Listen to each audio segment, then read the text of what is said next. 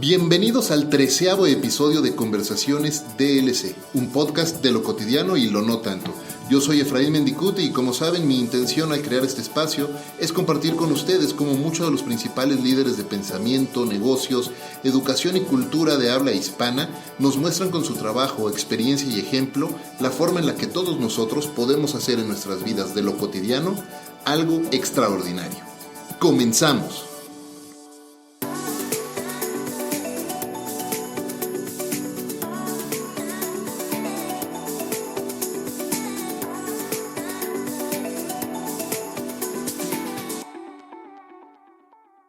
Dicen algunos expertos que si en verdad quieres disruptir una industria, lo mejor es no traer un experto que lleve años trabajando en esta, sino a alguien que venga de fuera y que con su conocimiento y experiencia en otras áreas pueda librarse de las ataduras de las viejas y conocidas prácticas e intentar con ingenio y con ingenuidad, ¿por qué no?, nuevas formas de hacer las cosas dentro de la industria.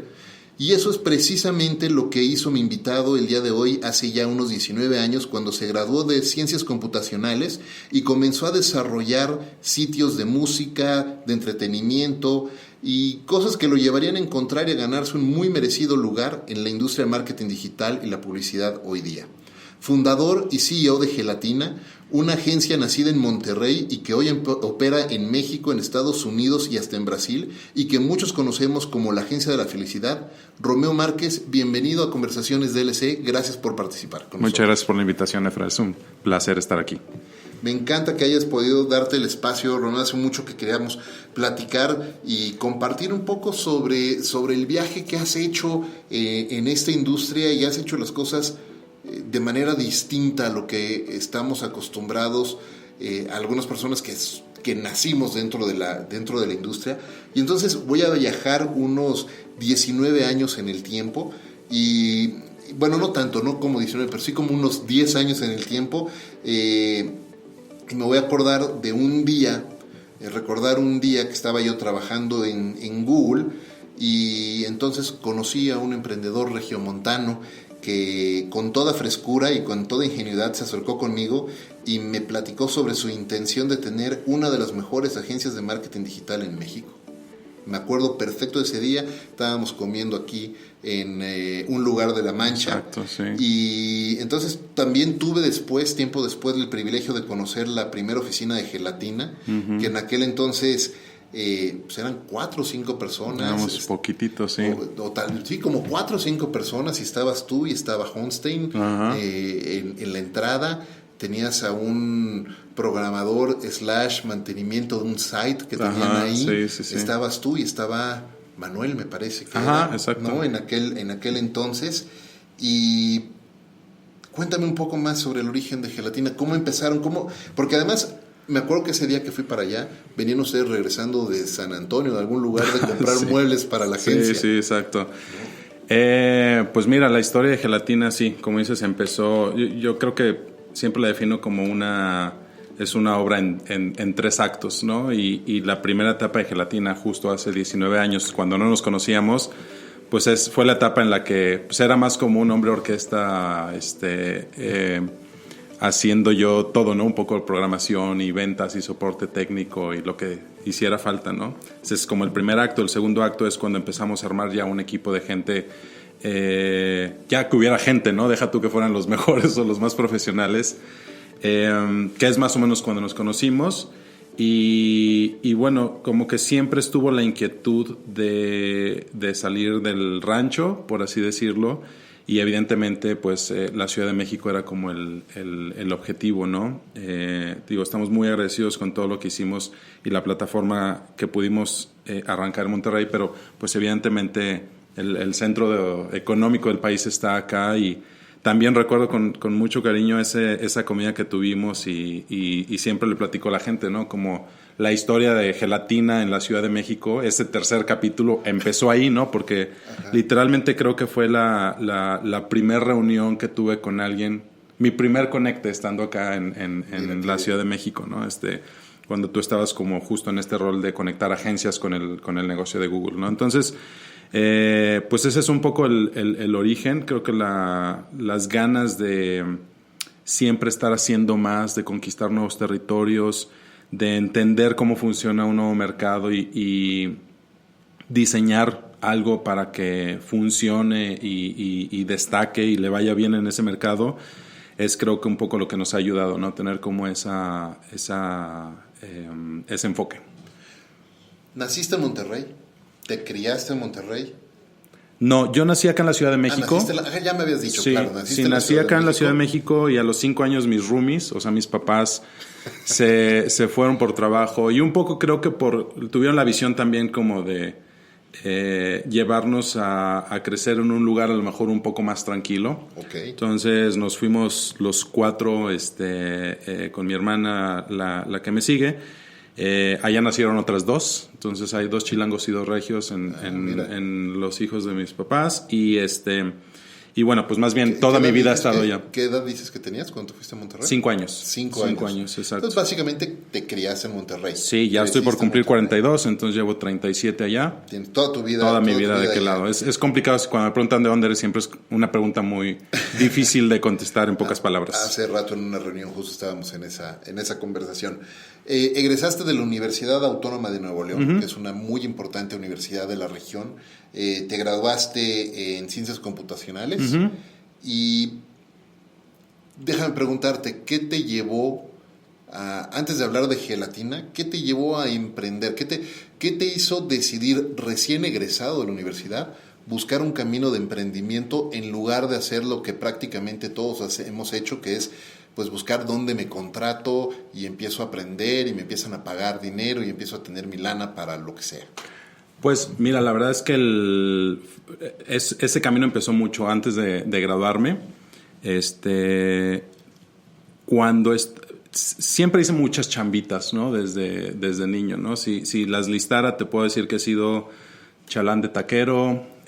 Un tiempo le pedía el taxi a mi tío y me salía a ruletear en las noches. ¿Qué edad tenías cuando hacías esto? Estaba ya en la carrera, seguramente unos 18 años probablemente. Entonces hice muchísimas cosas. La falta de dinero es un gran motivador, por supuesto. Yo le agradezco. Mi papá, el dinero de la semana estaba condicionado a 2 cosas: que lavara el carro y que boleara sus zapatos. Okay. 2 actividades que hasta el día de hoy detesto hacer. Entonces llegó un punto en el que decía, no gracias, no lavaba el carro y no boleaba los zapatos, pero tenía que buscar formas alternas de hacer dinero, ¿no? Entonces eso me llevó, por ejemplo, en la facultad yo hacía tareas y las cobraba. Ah, ¿sí? Entonces, sí, pues hacía mi laboratorio de programación y pues hacía otras 3 variantes del programa y nunca faltaba el mal estudiante que no había hecho la tarea y pues ahí había un mercado. Qué interesante. Podríamos decir que, bueno, la vena emprendedora la traías ya desde muy chico, entonces. Sí, yo creo que sí. Y, bueno, tengo una tía que una vez se iba de viaje a Acapulco y entonces yo le dije, tía, espérame, y agarré un montón de hojas y me puse a hacer mapas del tesoro, así les llamé. Entonces, pues ahí era, según esto, como, ¿dónde está el tesoro? Y le dije, por favor, véndelos en Acapulco. Y pues mi tía agarró onda, se los llevó, regresó con una bolsa llena de monedas. Y eso, todavía vivía en México, entonces tenía menos de 5 años cuando eso pasó. Entonces yo creo que sí, de repente seguramente podríamos decir ya estaba por ahí el chip implantado. Qué bueno, es impresionante porque es una coincidencia, ¿no? Cuando tú piensas en distintos emprendedores alrededor del mundo, la mayoría son personas que desde siempre estaban desde pequeños buscando taloneando, ¿no? Sí. Y cómo generar recursos. Y mi esposa, que también es emprendedora como tú, también me acuerdo, desde chiquita estaba buscando hacer cosas y entonces tenía un puesto en un tianguis y vendía peluches.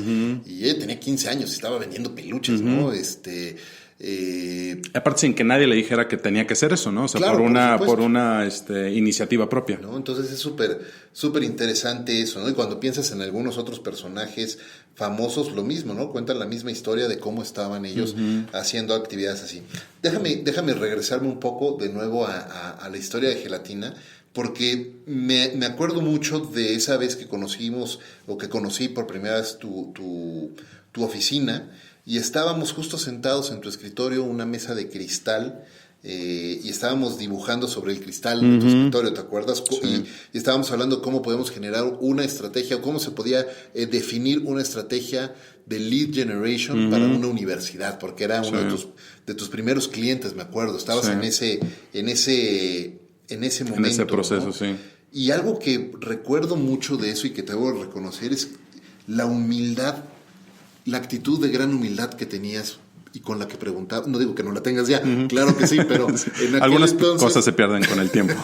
Pero me acuerdo mucho en eso, ¿no? Las preguntas con esa auténtica humildad y ganas de aprender y curiosidad por decir, oye, pues yo sé hacer este tipo de sitios, pero yo no he hecho esto y cómo lo puedo hacer y cómo puedo aprender.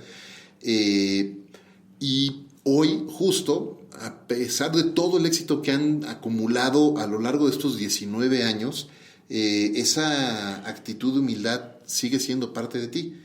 ¿Cómo te mantienes humilde ante el éxito? Mira, hablando específicamente de aquella época, yo creo que para mí siempre fue muy latente que yo no venía del mundo del marketing, yo no estudié marketing, no estudié comunicación, no estudié publicidad, pero nos estábamos metiendo en ese terreno, ¿no? Ese primer capítulo de Gelatina era pues, lo que podías hacer hace 20 años con Internet, ¿no? Desarrollo de sitios web, que estaba en línea con lo que yo había estudiado, ¿no? Ciencias computacionales, mi formación era más como de programador y más ingeniería, ¿no? Entonces, cuando no sabes de algo, creo que sí tienes que tener justamente como ese reconocimiento de tengo que aprender. Tienes que buscar las fuentes y tienes que estar dispuesto sobre todo como estar como de una mente muy abierta a que pues no sabes algo y que tienes que empezar a conocer para después medianamente saber para pasar muchos años después antes de que te puedas considerar experto en un tema, ¿no? Entonces para mí justamente creo que la cosa que me mantenía muy centrado es que yo tenía mucho miedo a meterme a una industria que no había sido mi formación, que además, aunque hubiera sido formación, creo que todos los que estábamos en ese momento estábamos descubriendo qué rayos, claro, cómo debería verse una agencia digital, ¿no? Era un momento de aprendizaje para absolutamente todos. Bueno, sigue siendo todavía, porque yo no creo que pueda haber alguien que con toda certeza pueda decirse un gurú, llamarse un gurú absoluto en este tema, porque esto cambia absolutamente todos los días, ¿no? Sí. Pero sí, en esa época todavía había un tema de... Estábamos más rupestres todavía, ¿no? Totalmente. Entonces, justo... creo que al final el que te mantengas siempre como queriendo aprender de una cosa te mantiene con una actitud de como no sé de esto, tienes que definitivamente reconocer que hay alguien que sabe más que tú que al respecto. Entonces tienes que, reitero, tener como esta apertura a que alguien te puede enseñar o que tienes que encontrar esas fuentes y pues no sé, es algo que no se podría lograr como con una cierta arrogancia, ¿no? De querer ser un sabelotodo, aunque no lo seas en realidad. ¿Te ayudó tu formación como ingeniero? ¿Te ayudó a tener como una estructura de aprendizaje y de cuestionar cosas y tratar de armar como un esquema para aprender?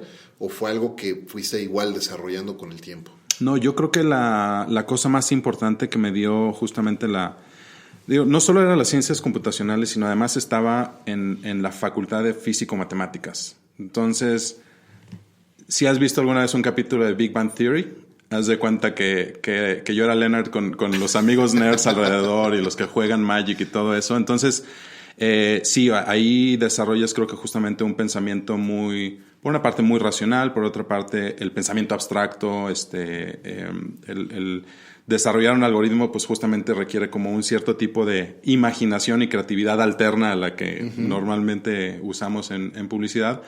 Pero sí te ayuda a tener un pensamiento más estructurado, ¿no? Justamente. Entonces creo que por ahí, pues sí, ayudó muchísimo eso. ¿Cómo sientes que a lo largo de estos años se ha ajustado o cambiado tu manera de aprender? Yo lo pregunto porque tú sabes que yo soy un ferviente creyente en que todos debemos de mantener una actitud de eterno estudiante y debemos de estar estudiando todos los días, descubriendo cosas nuevas todos los días. No importa si lo haces de una manera autodidacta o enrolándote en algún curso o leyendo algún buen libro o escuchando un podcast o un audiolibro o viendo videos y tutoriales, pero todos los días tenemos la oportunidad de seguir aprendiendo y no podemos dejar pasar la oportunidad de seguir aprendiendo. ¿Cómo ha cambiado tu hábito de aprendizaje o de estudio? Creo que el día de hoy es mucho más amplio. Te puedo decir que hace 10 años estaba yo justamente más preocupado por los fundamentos de marketing y de psicología y de antropología y digamos como las cosas que pudieran haber hecho el core de los servicios de la agencia mejores. El día de hoy te puedo decir que mi forma de aprendizaje es más amplia. Te voy a poner un ejemplo como muy personal. Hace 3 años me compré un piano y estoy aprendiendo a tocar con videos de YouTube. ¿No tocabas el piano antes? Físicamente nada más. Hacer música en un piano, no. De niño por ahí tuve un teclado y así, pero realmente nunca una formación, nunca tomé una clase formal. Y hace 3 años tuve como esa inquietud. Pongo ese ejemplo porque justamente creo que el día de hoy no hay una sola materia que no quieras aprender o desarrollar, que el conocimiento no esté ya ahí afuera. Entonces, no soy el gran pianista, no estoy aprendiendo a tocar por nota, pero me entretengo y además estoy aprendiendo unas habilidades y rompiendo como unas ciertas estructuras o barreras mentales que tenía al respecto, ¿no? O sea, mi primer miedo al respecto es, no, creo que yo no soy coordinado como para tocar con las 2 manos, ¿no? A lo mejor con un dedito me visualizaba.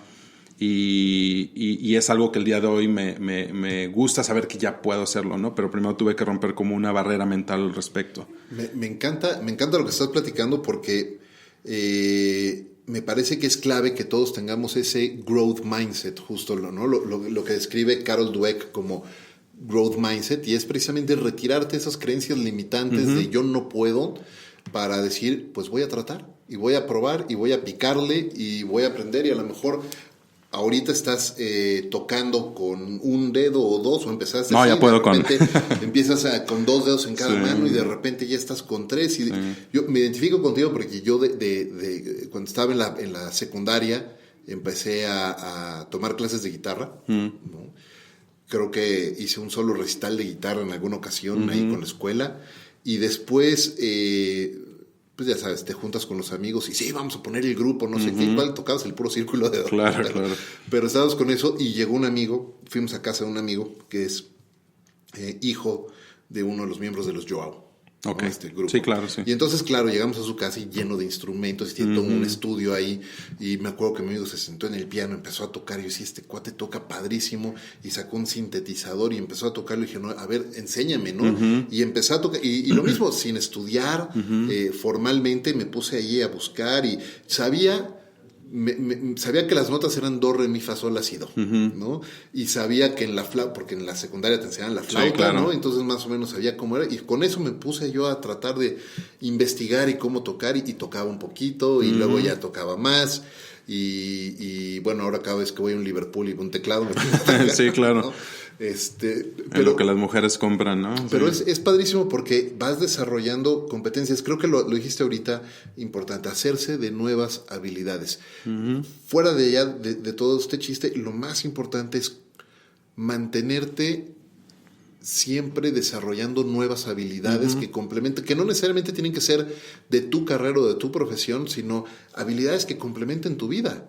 Sí, y o sea, creo que el valor de lo que llaman los gringos el compound effect, ¿no? O sea, el día de hoy, pues, si incrementas un 1%, por más pequeño que parezca, pero te mantienes incrementando ese 1% tus conocimientos, tus habilidades, lo que tengas de meta, volteas un año atrás y te das cuenta de que ese 1% acumulado te genera unos intereses súper valiosos, ¿no? Y eso yo lo veo absolutamente reflejado en todo, ¿no? Sí, en la estructura y cómo ha crecido la agencia y demás, pero aplica a nivel personal, aplica en tus relaciones, aplica me parece que en todo aspecto. Creo que en este podcast, en los últimos 5 episodios, o no es cierto, en los últimos 10 episodios que hemos estado grabando, he mencionado por lo menos una vez a Robin Sharma, que es un autor y un coach que yo respeto mucho y que tuve gusto de conocerlo en un par de ocasiones, de colaborar en un evento con él. Y una frase que me encanta que me enseñó es: small daily improvements lead to wonderful results over time, ¿no? Pequeños pasos todos los días te llevan a grandes resultados al final de un tiempo. Y ese es el chiste de irse haciendo de nuevas habilidades. Sí, y yo creo que, digo, el tema es que suena muy evidente y muy lógico, y la cuestión es que creo que toma tiempo descubrirlo, ¿no? Si no llega y te lo enseña alguien, si no lo leíste o no lo escuchaste en un podcast, a veces puedes pasar toda tu vida y no descubrir, ¿no?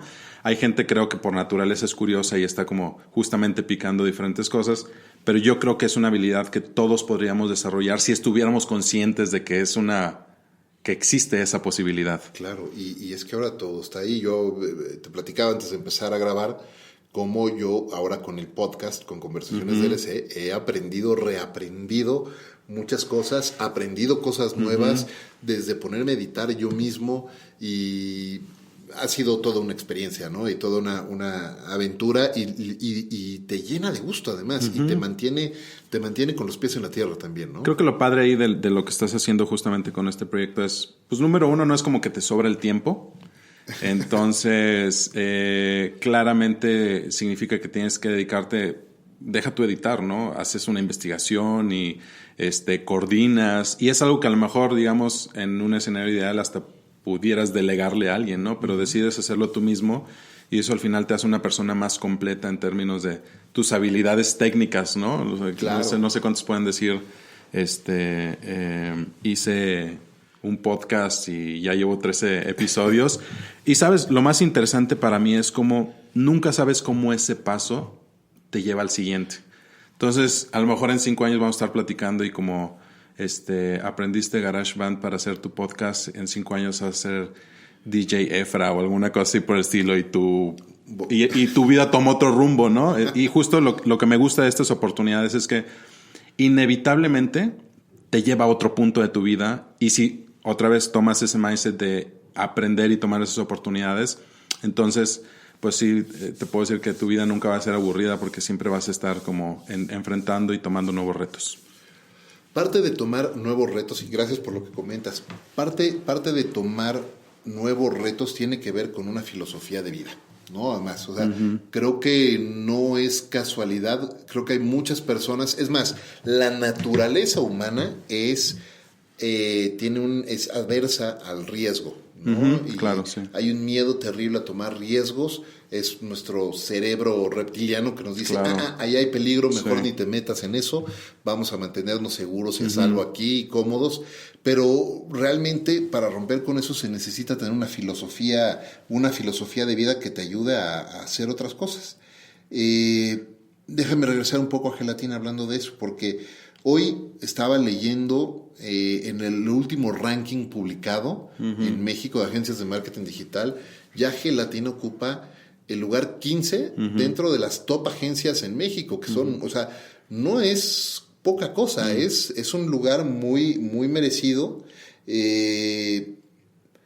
Y más importante que ese lugar, me parece que es una agencia que se ha destacado por ser, como muchos le dicen, y el otro día leí un artículo sobre la agencia de la felicidad.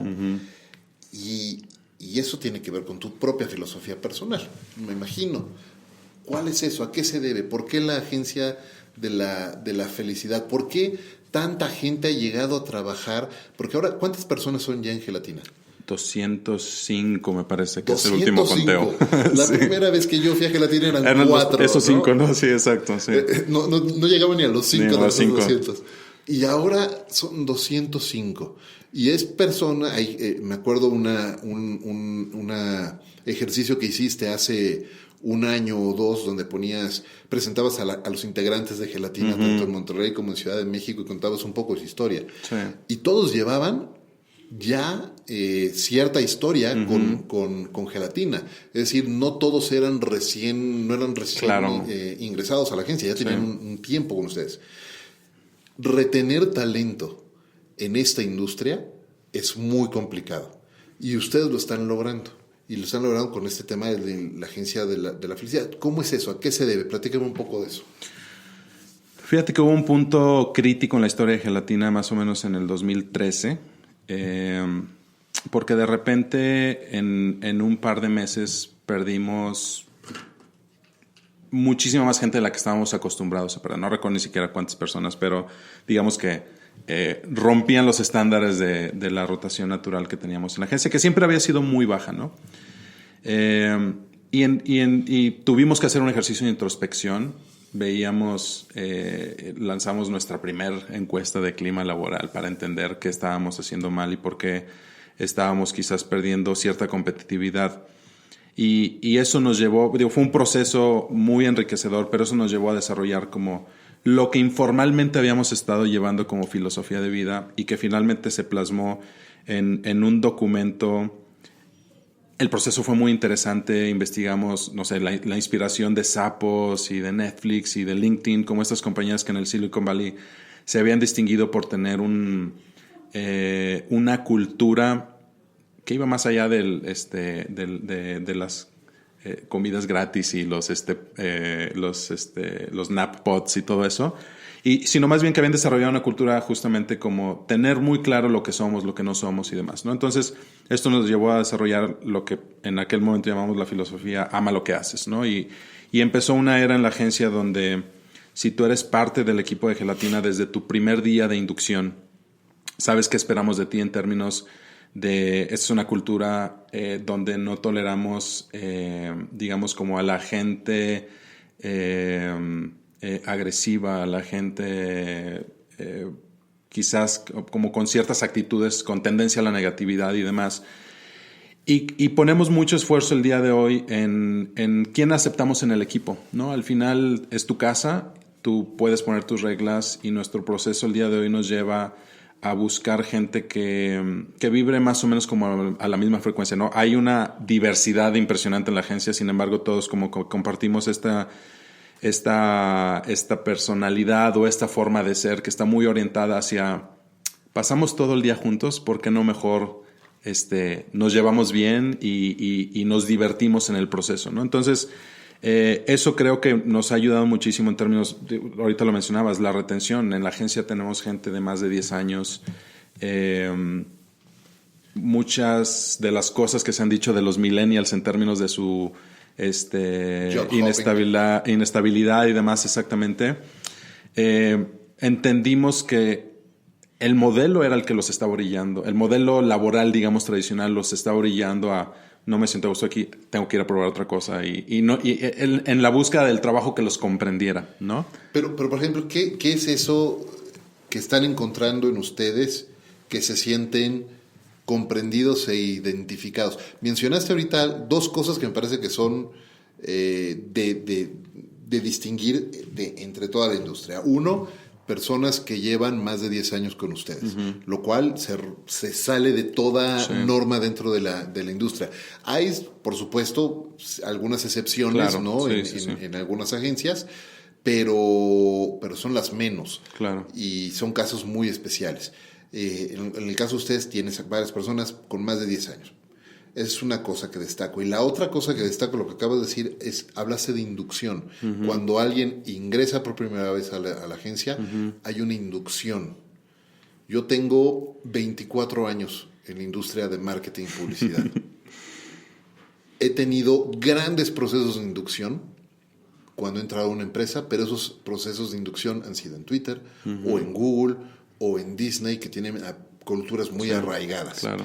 Pero he tenido, y a pesar de que he tenido la fortuna enorme de trabajar con algunas de las más destacadas agencias a nivel global, no he visto, con toda franqueza, salvo tal vez en BBDO, un proceso de inducción. ¿Qué es lo que están haciendo ustedes con inducción? Pues mira, justamente te decía, derivado como de este ejercicio de introspección que hicimos, nos dimos cuenta de que si bien nos habíamos preocupado mucho por crecer, estábamos en el rush, ¿no? De ganar pitches y de crecer la agencia y de contratar y demás, y habíamos descuidado un poco la formalidad con la que deberíamos de estar operando, ¿no? Y creo que hasta ese momento no habíamos cachado pues que las agencias también o las compañías o demás pasan por procesos de maduración, ¿no? Al principio, pues eres como un infante, ¿no? Y no tienes ni los recursos, ni hay una carencia de muchas cosas, ¿no? Pero conforme va pasando el tiempo, vas creciendo, vas madurando, creo que estás obligado a dar como unos ciertos pasos que justamente te lleven hacia ser una compañía más madura, ¿no? Entonces, justamente a partir, te digo, de este momento empezamos a formalizar muchas cosas que en la agencia, francamente, no porque no fueran importantes. Número uno, bueno, no habíamos visualizado el gran diferenciador que podrían ser. Y número dos, simplemente no habíamos tenido como el tiempo y los recursos para hacerlo, ¿no? Y en ese momento marco como parteaguas porque empezamos a tener un proceso constante de crecimiento, ¿no? Bueno, no teníamos antes de esto ni departamento de recursos humanos, ¿no? El departamento de recursos humanos es de más de 10 personas, ya tiene subespecialidades, hay una área específicamente de reclutamiento, otra de cultura, otra de desarrollo de talento, y lo vimos necesario justamente porque estábamos entendiendo que las nuevas generaciones hoy están buscando un formato mucho más diferente. Y tratamos de que permee absolutamente ahora todas las cosas, ¿no? Nos estamos cuestionando todo el tiempo qué más podemos estar haciendo por nuestra gente, que a su vez hemos visto que se refleja en gente que está trabajando en buenas condiciones y está contenta, se refleja en el resultado que da y lo que toca, digamos, a nuestros clientes, ¿no? Entonces, un indicador que medimos el día de hoy, tenemos muy bien, tenemos un dashboard donde mes con mes vamos viendo cómo están nuestros índices de rotación. Además, como tenemos diferentes oficinas en Monterrey, en México, en Brasil, tenemos una agencia hermana, etcétera, tenemos como ese breakdown, ¿no? Entonces estamos viendo cómo están esos indicadores de rotación, cómo se van moviendo año con año. Te puedo decir que incluso hasta medimos las razones por las que se va la gente, ¿no? Hoy en día, incluso la gente, la gran mayoría de las veces, curiosamente, no se va para irse a una agencia competidora. La gran mayoría de las veces se va por circunstancias personales, ¿no? A apoyar el negocio familiar o van a emprender alguna otra cosa. Y ante eso, pues la verdad es que tampoco hay mucho que puedas hacer, ¿no? Sino más bien hasta alentar a que la gente vaya y experimente, ¿no? Creo que ese es un tema súper importante. Ahorita que mencionas eso, de alentar a la gente. Estaba escuchando justo un podcast donde Chase Jarvis platica con Reid Hoffman, fundador de LinkedIn. Y Reid platica cómo desde su punto de vista como empresario y como VC y Angel Investor, es súper importante que en las empresas, en la que sea, los managers, las personas que son responsables de equipos, tengan conversaciones importantes, reales y francas con sus equipos sobre, claro que queremos que se sigan desarrollando dentro de nuestras empresas y sigan creciendo, pero también reconocer que en algún momento van a tener o van a querer tomar un camino distinto.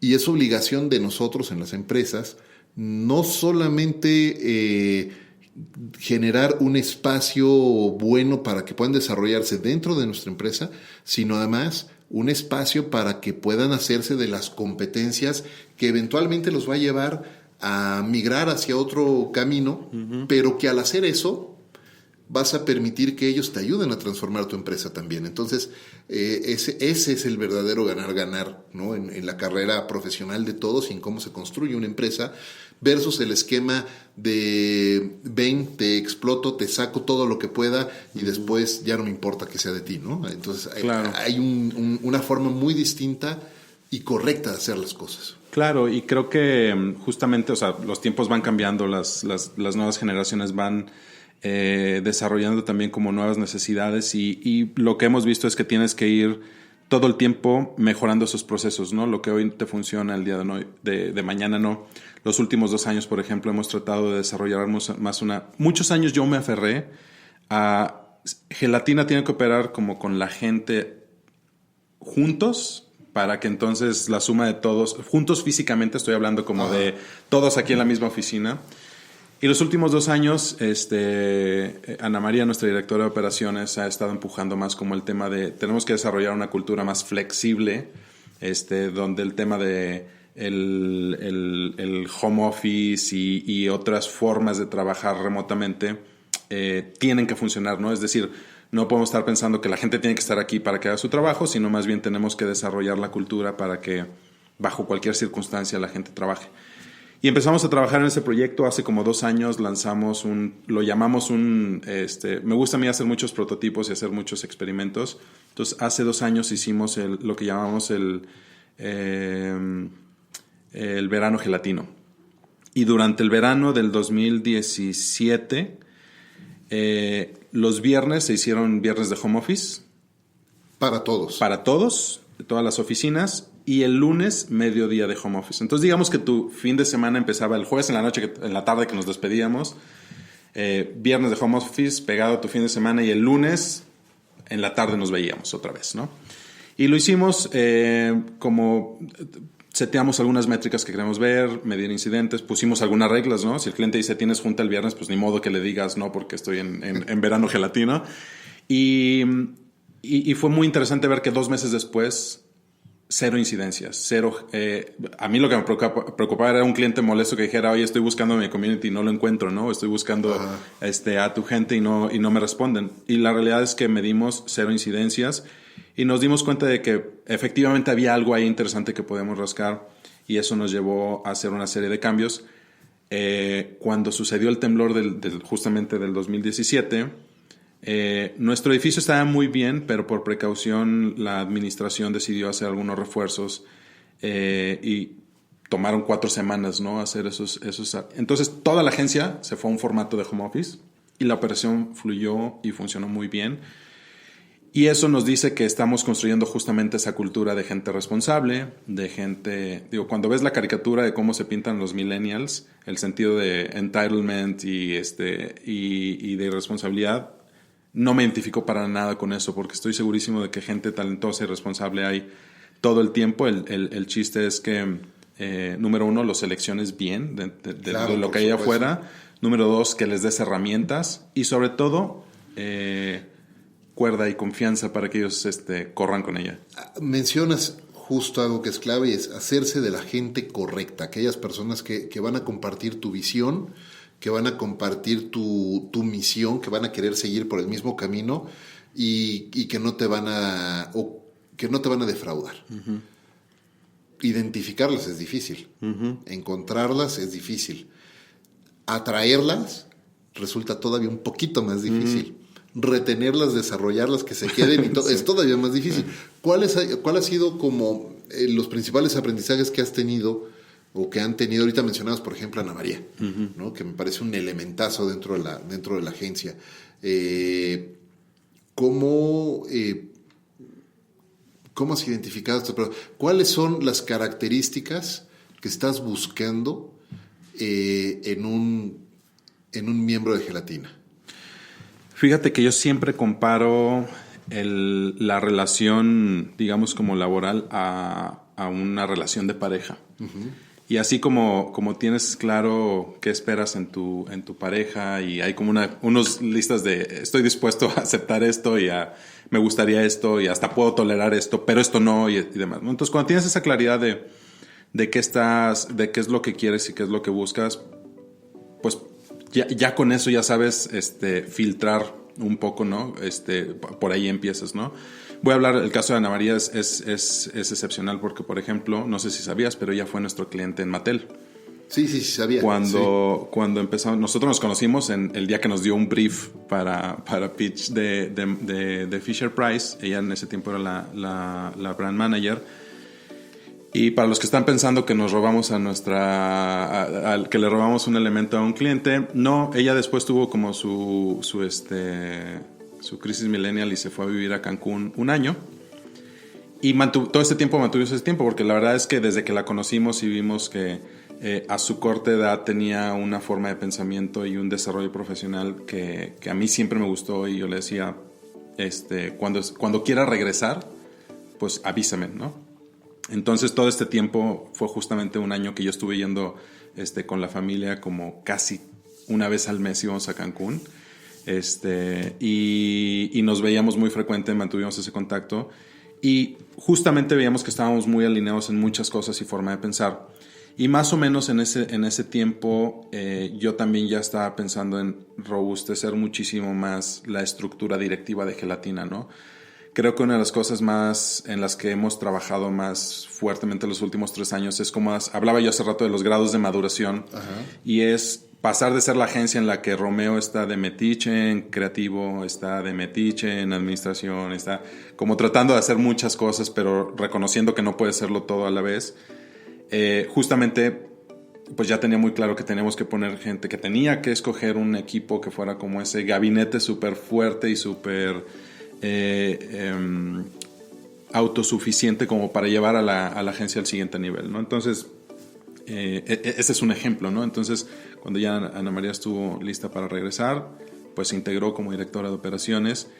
Y creo que hay una chica que se llama Sarah Blakely, que es la que fundó Spanx, la compañía, y ella tiene una frase que me gusta un montón, y dice: en cuanto puedas, en cuanto tenga los recursos o el tiempo, lo que sea, dice, hire your weaknesses, ¿no? O sea, en lo que tú eres débil, ve y busca a esa persona que sea su fortaleza de core, ¿no?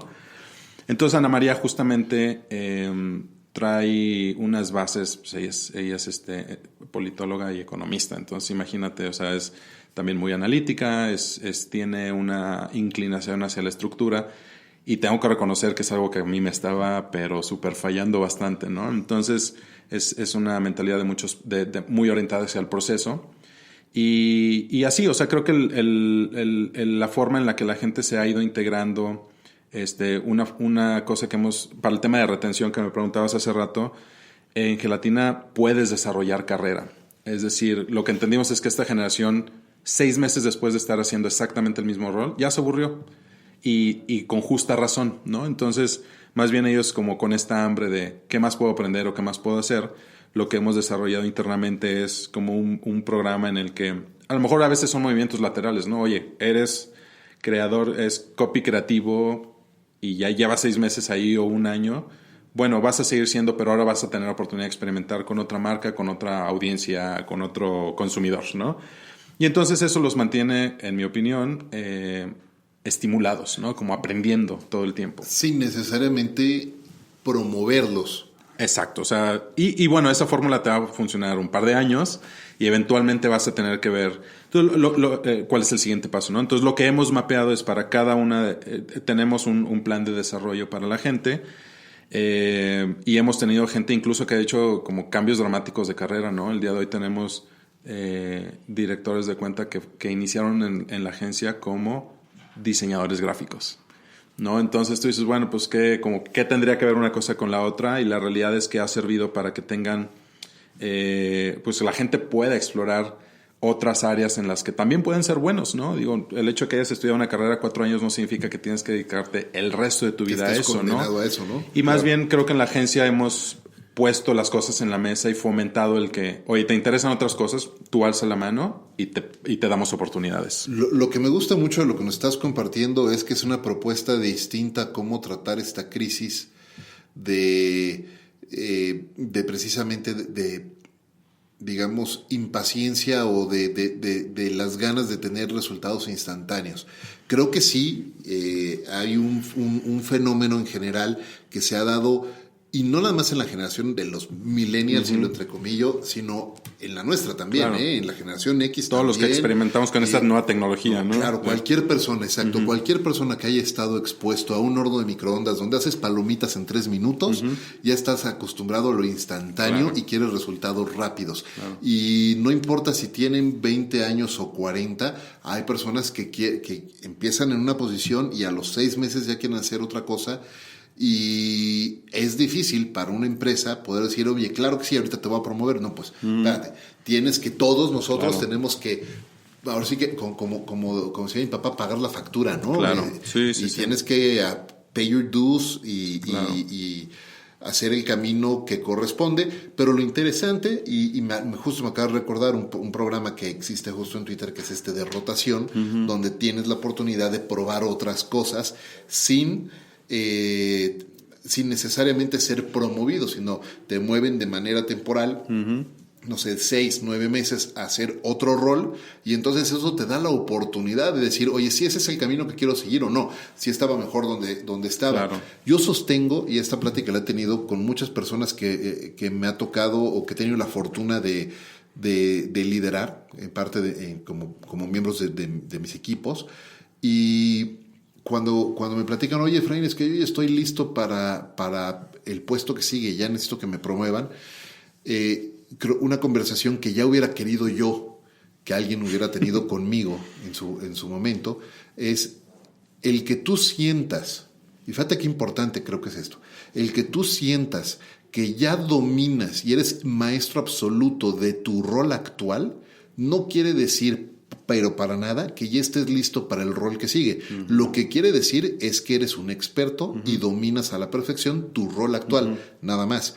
Pero para estar listo para una promoción y poder realmente ser exitoso en esa nueva posición de mayor responsabilidad, antes necesitas estar experimentando y tomando ciertas tareas y responsabilidades de ese nuevo rol para dominarlas. Y una vez que las domines, entonces sí, estás listo para ser exitoso en ese nuevo rol y ya es el momento de poderte promover. Sé que suena un poco lejano y un poco rígido, pero mira, yo me acuerdo en posiciones más joven, ¿no? Tuve la fortuna de ser responsable de marketing y publicidad de Walt Disney Parks and Resorts, uh-huh, a los 27 años. Un escuincle, wow, un niño. Sí, claro. Francamente, técnicamente tenía el conocimiento, sí, técnicamente tenía todo el conocimiento. Tenía algunos años de experiencia, sí, porque empecé a trabajar desde el segundo o tercer semestre de la universidad, de manera formal, y antes hacía, uh-huh, pininos también. Entonces tenía cierta experiencia, por supuesto. Tenía el conocimiento técnico suficiente, sí. ¿Me entrenaron para hacer más cosas estando ahí? Sí, por supuesto. Tenía la madurez emocional, uh-huh, para manejar el estrés de esa responsabilidad. No, para nada. Para nada. Y no por inmaduro, sino porque todo tiene un proceso, sí, y todos vamos creciendo y todos vamos aprendiendo. Y entonces resulta ser, me di cuenta que hay retos que no necesariamente estás listo para enfrentarlos, uh-huh, en ese momento, y que pudiste haberte esperado y darte la oportunidad de tal vez hacer un pacing más constante en tu, uh-huh, carrera, en lugar de un pico, de un brinco tan rápido, y hacerte de esa madurez. No digo que un camino esté bien o mal, simplemente es lo que a mí me tocó experimentar. Yo hubiera preferido, me hubiera gustado hoy, en hindsight, viendo hacia atrás, uh-huh, me hubiera gustado, casi 20 años después, que alguien me dijera, oye, vas a necesitar dominar, uh-huh, estas cosas, estas competencias, para poder ser exitoso y sentirte exitoso, porque a veces también pasa eso. Hay gente que es en efecto exitosa en un rol, pero que no se siente exitoso en el rol. Claro. ¿Sabes qué? Y lo más difícil de combatir en esos casos es que, voy a poner como el ejemplo, ¿no? Pues espera que termines tu carrera y luego conozcas a alguien y te cases y profesionalmente vayas avanzando y luego tengas hijos. Así como que hay un path que se espera de ti, ¿no? Entonces, creo que mucha gente a veces siente esa presión, ¿no? Como de, oye, ya llevo un año haciendo lo mismo, o 2 años, o lo que sea, ¿qué sigue? Pero a veces no es ni siquiera porque lo quieran, ¿eh? A veces es como porque sienten que están obligados a dar un siguiente paso. Es lo esperado. Entonces, hemos hecho experimentos y hemos cometido todos los errores. El tema que dices como de, oye, ¿estaba listo o no? Hemos cometido el error de darle responsabilidades y poder a gente que todavía no estaba listos. Y el día de hoy, la forma en la que resolvemos eso es cuando alguien creemos que ya domina justamente un tema y ya está listo para su siguiente misión, estamos tratando de dar un acompañamiento previo a dar la responsabilidad, claro, ¿no? Entonces, una de las cosas con las que estamos trabajando, sobre todo en el último año, es un tema de mentorship, donde de mentorship, y uno que tenemos como ahí en cocina que a mí me interesa muchísimo es el del shadowing, ¿no? O sea, como de, oye, siempre es muy fácil ver como la parte glamurosa del trabajo de alguien más. Entonces, a veces me ven a mí y dicen, pues qué padre, Romeo se lo pasa viajando todas las semanas. Vivo en Monterrey, mi INE dice Monterrey, pero todas las semanas estoy aquí en México y pudiera parecer glamuroso, y sin embargo, hasta que a lo mejor... Cuando compras un paquete en Amazon, ¿te llega al aeropuerto? Ya es mi residencia, exactamente. Y me lo entregan así, personal, y ya me reconocen por mi nombre. No, pero justamente el punto es que eso tiene unas implicaciones que la gente no ve, ¿no? O sea, Claro, ayer mi vuelo fue me tuve que levantar a las 4 de la mañana para tomar un vuelo a las 6:40, ¿no? Entonces, exactamente lo mismo pasa como en los otros roles. Si queremos que la gente, aún a veces antes de darle como esa nueva responsabilidad, tenga visibilidad de qué implica, ¿no? Hay partes de mi trabajo que tengo que ser muy honesto, detesto, ¿no? Me choca revisar contratos y estar haciendo como cierto tipo de negociaciones. Pero ese es el 3% de mi tiempo. Si quiero disfrutar el otro 97%, tengo que hacer ese 3%. Por supuesto. Pero a veces no es tan visible que está ahí, ¿no? Entonces, justamente lo que estamos haciendo con la gente es cómo les ayudamos, cómo hay un acompañamiento, cómo los preparamos mejor. Porque si no, lo que hemos visto es que o terminan echándose para atrás de, hoy esto no es lo que quería y perdimos tiempo, o tronamos a alguien justamente porque a lo mejor no tenía la inteligencia emocional, sobre todo en roles más de management, ¿no? Donde ya implica ahora sí tomar control y guiar a un equipo y empezar a ser como el responsable del trabajo de un grupo, por ejemplo, de 10 personas, ¿no? Claro, totalmente. Oye, hablando de rodearse de la gente correcta,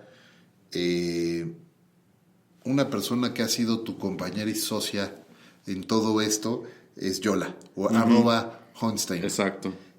¿Cómo ha sido el balance que han tenido en la vida personal, familiar y laboral? Mira, te puedo decir que Yola ha sido... Bueno, primero que nada, antes de que nosotros nos casáramos, ya trabajábamos juntos. Yo fui gerente de desarrollo en Milenio. Ah, mira. Justamente cuando estaban haciendo gelatina. Y cuando supe que había una vacante, le dije, vente aquí. Y entonces... Porque estudiaron juntos, ¿no? O sea, igual se conocen. No. Ella es socióloga, historiadora. O sea, no. No. La vida nos juntó y en ese momento ahí hubo una vacante. Le dije, vente. Y a la gente se sorprendía de que pues éramos novios y estábamos trabajando como en el mismo lugar. Y como literalmente nos decían, oye, pues cómo lo llevan, ¿no? Porque parecía hasta contraintuitivo. Entonces, la verdad es que siempre hemos hecho buena mancuerna y tengo que reconocer que muchas de las decisiones claves de gelatina han sido justamente por el push de ella, ¿no? Desde te decía que en el primer acto de gelatina era yo haciendo todo y la primera vez que contratamos a alguien fue porque yo la dijo, a mí me daba terror la responsabilidad de una nómina. Me preocupaba tener una persona en nómina, ahora tenemos 200 y cacho y ya ni pienso en eso. Fíjate que ahorita que mencionabas como la aversión al riesgo, ¿no? Es algo que el día de hoy te puedo decir que mi umbral de aversión es muy pequeño, ¿no? Ya hay muy pocas cosas que me preocupen o que me den miedo y eso la verdad es que al contrario me ha permitido ser más libre y cada vez incluso hasta tomar apuestas más grandes que paguen mejor, ¿no? O sea que cuando arriesgas más, la posibilidad de ganar obviamente también es mayor. Por supuesto. Entonces, Yola siempre ha estado como detrás, empujando y mucho tiempo ya ni siquiera fue parte de Gelatina, ¿no? Llegó un momento en el que me dijo, a ver, vamos a revisar las finanzas de Gelatina y se dio cuenta que tenía un despapalle fiscal, que teníamos clientes que me estaban persiguiendo para que les facturara porque les urgía pagarme. O sea, imagínate, tenía el problema de clientes que me querían pagar y yo no les mandaba la factura porque estaba más preocupado en ejecutar, en desarrollar el sitio o en dar alguna otra cosa más de la operación, ¿no? Y entonces una buena parte del tiempo ella fue administradora, ¿no? Y ayudó muchísimo a... Una historia de la que siempre nos acordamos es, tenemos un cliente que se rehusaba a pagar la última factura de un proyecto terminado. Y entonces Yola hizo su misión personal, dijo, nos va a pagar. Y entonces yo ya daba por perdidísimo ese proyecto. Y pues mira, hasta dónde te puede llevar como la determinación y literalmente, no sé, se tardó 3 meses probablemente y tuvo que hacer marcación personal y hacer miles de llamadas y visitas personales. Pero pues terminaron pagando, ¿no? Entonces, hace ratito que hablaba del Higher Weaknesses, la verdad es que vino a ser un complemento muy interesante, ¿no? Porque pues habilidades que yo no tenía, a mí no se me daba muy bien esa parte como de andar cobrando y partes administrativas, no estaban mis habilidades y ella las vino a complementar muy bien. Y siempre hemos trabajado como que muy, muy bien a gusto, ¿no? El día de hoy estamos más orientados a nuevos proyectos. No sé si te había platicado, pero Yola está arrancando un food hall allá en Monterrey. Y es un proyecto que nos tiene muy, muy entusiasmados porque empieza como un segundo capítulo en nuestra vida, ¿no? Es una industria a la que no sabemos nada. De nuevo a disruptir, perfecto. Queremos, y fíjate que el equipo que está, creo que hay una cosa que vamos a poder replicar. Cuando arrancamos Gelatina decíamos, oye, el ambiente de las agencias a veces es pesado, había cosas, no sé, hay mucho alcohol, hay bueno, ahora en el ambiente está el tema del acoso y demás, ¿no? Ya sé qué es lo que no quiero construir una cultura totalmente opuesta a eso. Y lo que encontramos en la industria del restaurante o la industria de hospitalidad es justamente una rotación altísima y una falta de lealtad o apego a los empleadores, y también un ambiente pesado, ¿no? Como que pensamos en Gordon Ramsay y nos imaginamos que los chefs se creen como temperamental y así se gobierna la cocina, ¿no? Entonces ahora que estamos arrancando este proyecto estamos aplicando mucho de los conocimientos de cómo en Gelatina marcó la diferencia, y la misión que hoy tenemos es queremos ser el lugar en el que la gente se pelee por entrar, porque aquí los vamos a tratar bien, porque aquí el pago va a ser justo, porque aquí hay una cultura y una filosofía de cuidar a la gente y a los miembros del equipo, y creemos que esa puede ser algo que nos dé una ventaja por encima es un terreno sumamente competido, ¿no? Y reitero, no sabemos. Tener esta inocencia de no conocer la industria nos hace lo suficientemente atrevidos para querer intentar hacer algo diferente al status quo. No hay quien te pueda decir, pues no, eso ya lo intentamos y no se pudo. Más bien están inventando todo, ¿no? Sí, y probablemente... Sí, o sea, y creo que ya lo hicimos una vez y funcionó. Entonces creemos que con las diferentes aristas que puede tener esta industria es un reto que creemos que estamos muy entusiasmados, y derivado de esto, justamente lo que te decía hace rato, no sabes cómo aprender GarageBand te va a llevar a lo mejor a ser un DJ en los próximos años. Pues todo esto nació cuando vio un anuncio en Facebook de un curso de repostería. Ella siempre ha sido buena para la cocina, fue y tomó el curso, y fueron 3 meses que estuvo llevando todos los días pan a la casa, riquísimo, y lo compartía con la gente y todo el mundo se da cuenta que era muy buen pan, y ese fue el origen. O sea, terminamos con un food hall, pero dijimos, oye, ¿y si hacemos un bakery? Oye, ¿y si le pegamos un coffee shop? Oye, ¿y si además hacemos? Y terminó siendo un food completo, y nunca nos hubiéramos imaginado, cuando yo la decidió tomar ese curso, que el día de hoy estaríamos de lleno en la industria del alimentos. El principio de la punta de lanza, y como una cosa te va llevando a otra y a otra. Oye, el tiempo vuela rapidísimo y se nos está acabando el tiempo de este episodio. Y quiero preguntarte todavía 3 cosas antes de cerrar este episodio. La primera es, con todo lo que están haciendo, todos los viajes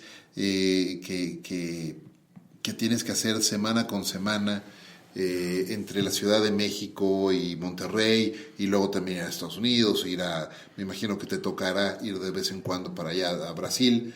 ¿Qué rutina o qué hábitos cómo procuras cuidar ese balance? Porque además, también en los últimos años, hace 4 años, llegó Winnie, o Romeo Jr. Cuarto. Romeo IV. Sí, mi abuelo era Romeo también. Yo soy el 7º en mi familia. Oh, wow. ¿No? Entonces, Romeo IV llega a su vida, y luego también Alicia, hace poco. ¿Cómo mantienes el balance? ¿Qué hábitos o qué rutina tienes para mantener un poco ese balance?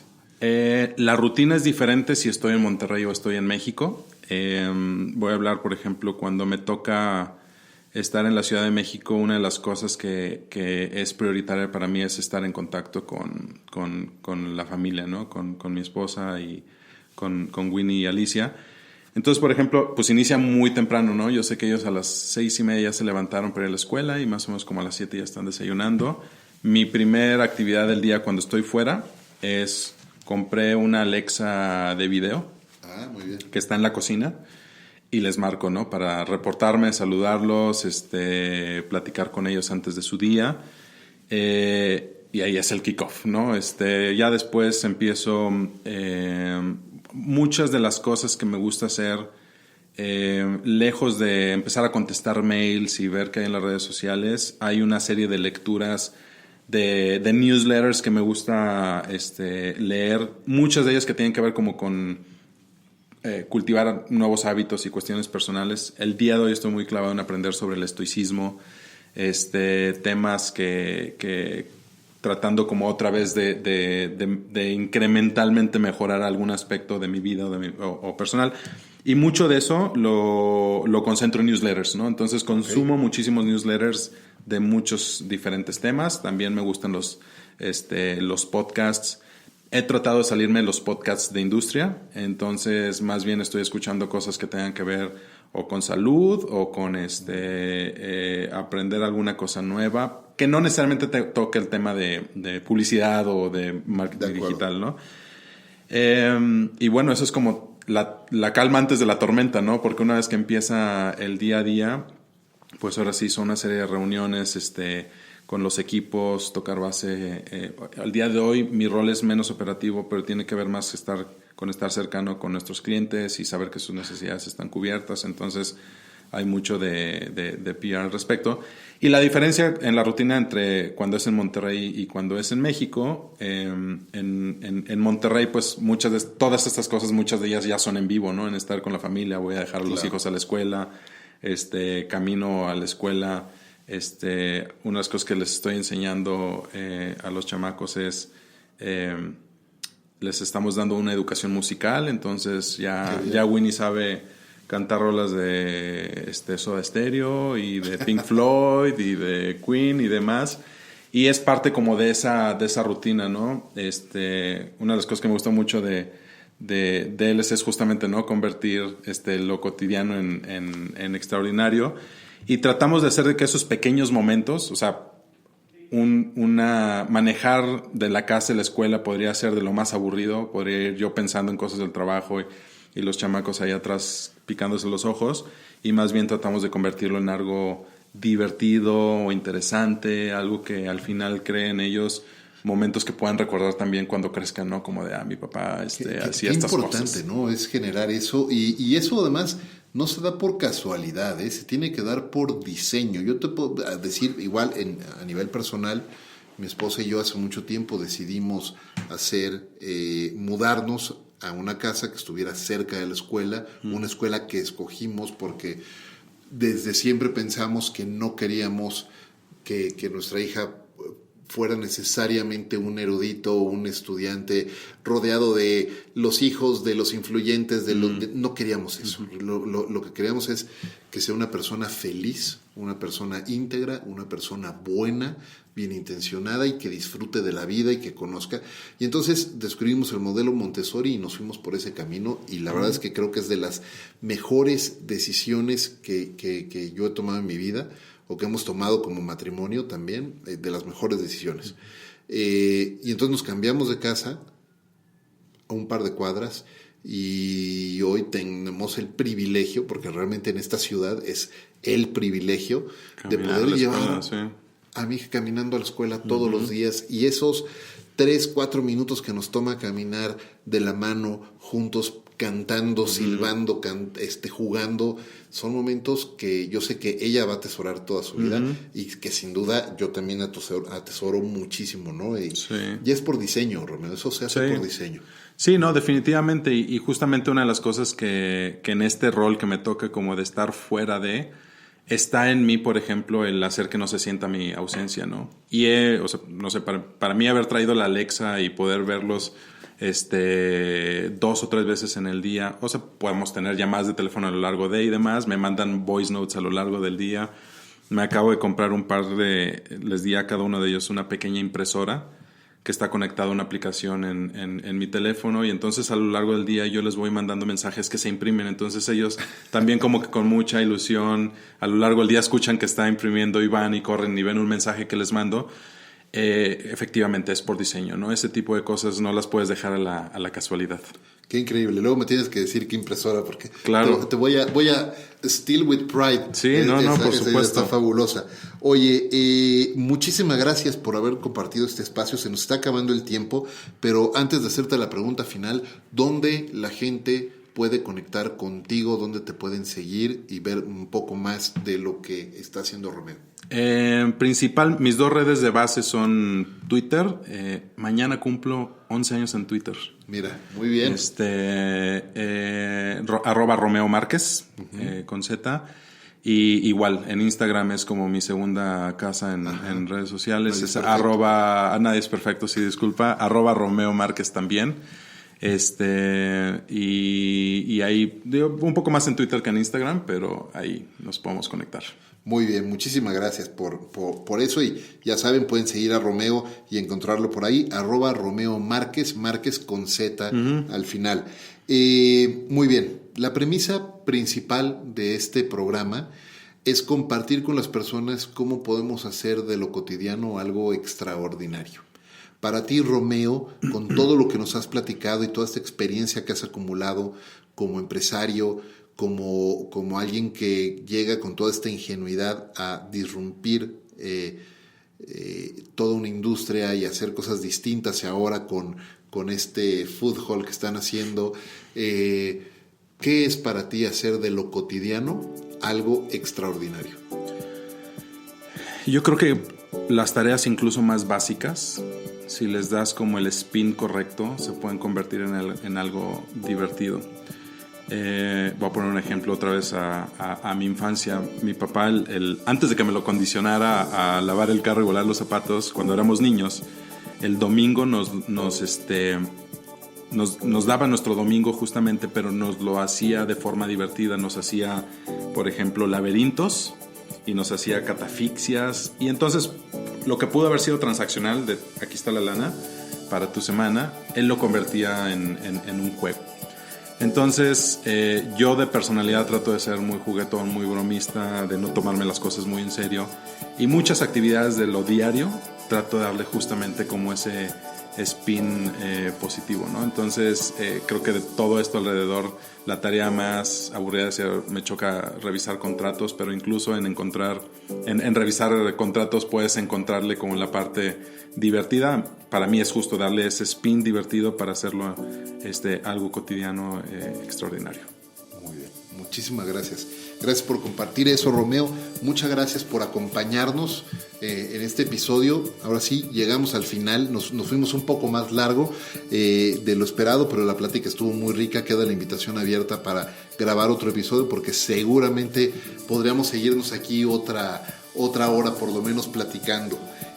Antes de irnos, quiero hacerte un reconocimiento rápido, Romeo, porque a pesar de la difícil industria en la que decidiste incursionar hace tantos años, has construido una gran empresa que, desde mi punto de vista, es un gran ejemplo de cómo una agencia de marketing sí puede ser un gran lugar para trabajar y un gran lugar para que la gente haga lo que ama hacer. Así es que te felicito por eso, te reconozco por eso. Muchas gracias. Sombrero. Muchas gracias por acompañarnos de nuevo en este episodio de Conversaciones DLC. Muchas gracias, como todas las semanas, a Balance 22, que todas las semanas nos abre las puertas para grabar estos episodios, aunque el día de hoy no grabamos por allá, siempre están presentes. Y muchas gracias, como siempre, a Ricolto Café, que todos los días me acompaña en esta aventura de vida. Muchísimas gracias a todos ustedes que nos acompañaron en este episodio. Gracias de nuevo a Romeo. Gracias. Yo soy Efraín Mendicuti. Esto es Conversaciones DLC y los espero en el siguiente episodio. Hasta la próxima.